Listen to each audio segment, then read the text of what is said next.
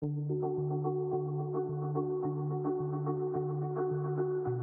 Hiper FM estás comigo, André Silva, bem-vindo à tua rádio, agora também com a Filipa Costaias, a nutricionista, para te dizer o que deves e não o que deves comer. Ou melhor, é o meu pitado de nutrição. Hoje ela vai-te dizer o que deves e não deves comer de doces. Porque, Filipa, vamos lá então perceber a pergunta hoje no episódio do meu pitado de nutrição é: afinal, podemos comer um docinho mesmo que queiramos perder peso? Vamos lá responder a isto. Vamos lá responder a isto. Ora, a pergunta, este tema é assim um tema que me tem um especial... Ai, desculpa, santinho. É um tema que me dá aqui um carinho especial. Olha, primeiro dizer que a alimentação não tem que ser visto apenas como um processo biológico, porque ela é extremamente influenciada pelo nosso comportamento, por fatores ambientais, por fatores emocionais, e é, na minha opinião, errado nós tentarmos distinguir as coisas e pôr a parte racional somente na alimentação, porque isso é muito difícil que aconteça.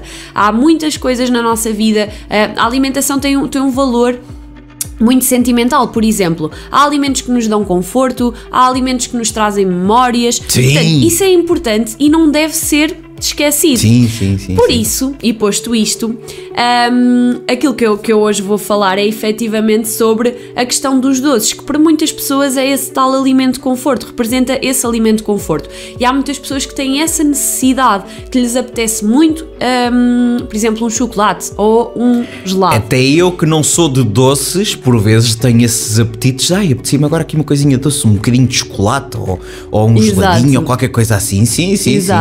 E não sou muito doce, atenção. Exato, portanto, aquilo que nós percebemos, e eu já acho que já falei disto noutros episódios, é que a adesão ao plano alimentar é o fator mais importante para garantir o sucesso desse mesmo plano alimentar, ou seja, para garantir a perda de peso.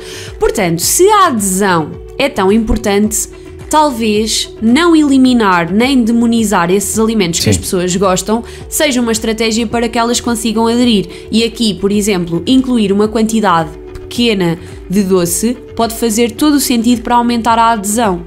Sim, porque normalmente as pessoas perguntam: então o que é que...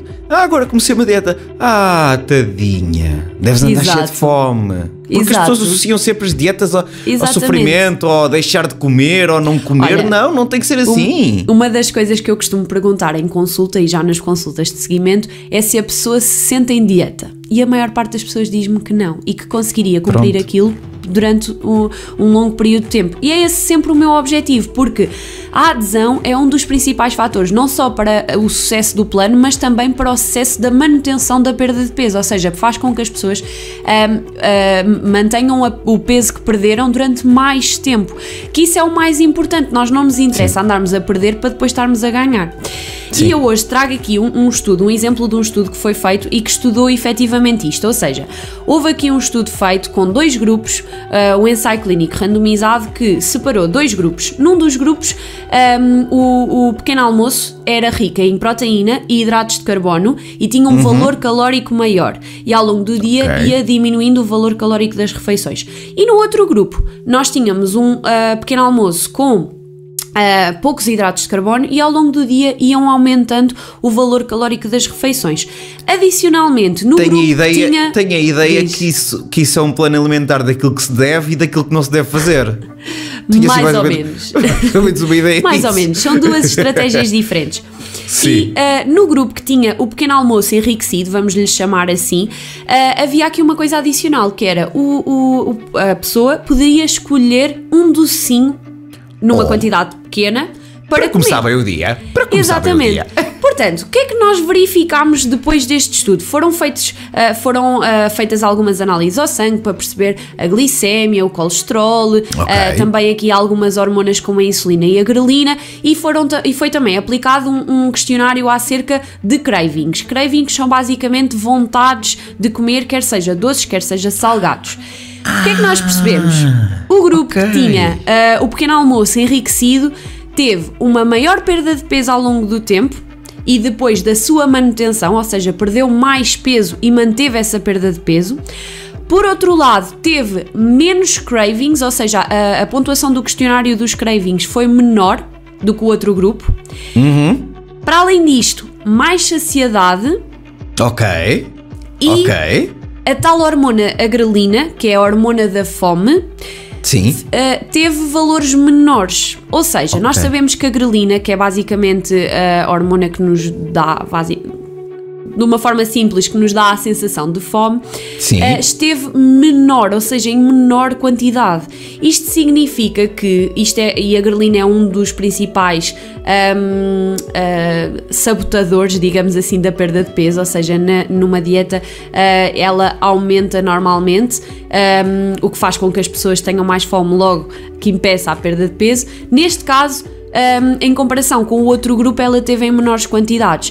Portanto, o que é que nós ficámos realmente a perceber? Que o grupo que teve aqui o pequeno almoço com o docinho e que teve esta distribuição, às vezes nós podemos pensar que pode ser só pelo docinho. Tem um dia mais equilibrado, e depois a nível de perca de peso, ok. Exatamente, perdeu mais peso. Ou seja, teve aqui um melhor outcome, foi bastante mais bem sucedido do que o outro grupo. Portanto, o que é que nós temos a reter deste estudo? Que pode e deve fazer sentido para as pessoas que tenham essa vontade e essa necessidade de incluir um docinho no plano alimentar, um docinho numa quantidade pequena. Sim. E para quem não tem essa necessidade, obviamente que não vai estar a introduzir-se caso não seja necessário, como é lógico.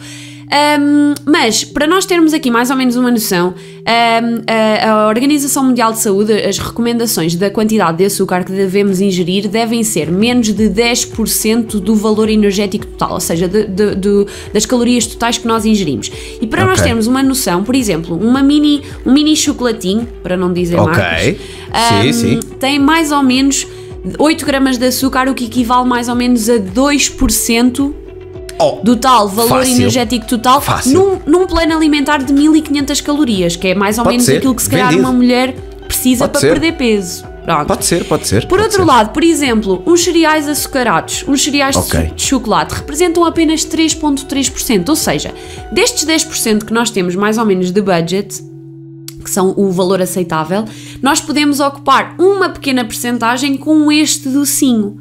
Ok? Não precisa de ser uma quantidade. Claro que não vamos ocupar estes 10% com comida que não interessa, não é? Só com esse. Sim. Exatamente, o plano alimentar pode ser feito tendo em conta isto. E podemos continuar a perder peso e podemos melhorar até a nossa relação com a comida, que eu acho que é isso que acontece. Muitas pessoas chegam à minha consulta: eu estive a comer isto, mas não devia ter comido.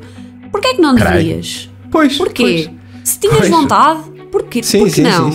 Então, isto é um mito, e acho que é aqui uma questão importante a ser falada, que é, se têm esta vontade, falem com o vosso nutricionista e façam as coisas de maneira a que a vossa adesão seja o mais importante. Sim, e utilizando palavras de uma nutricionista que costuma estar comigo à quarta-feira na Hiper FM, o segredo está no equilíbrio. Exatamente, perfeito. Ok, é isso mesmo. A Filipa Custóias, que é nutricionista da Hiper FM, volta na próxima quarta-feira a uma pitada de nutrição. Beijinhos, miúda, até para a semana. Beijinhos, obrigada.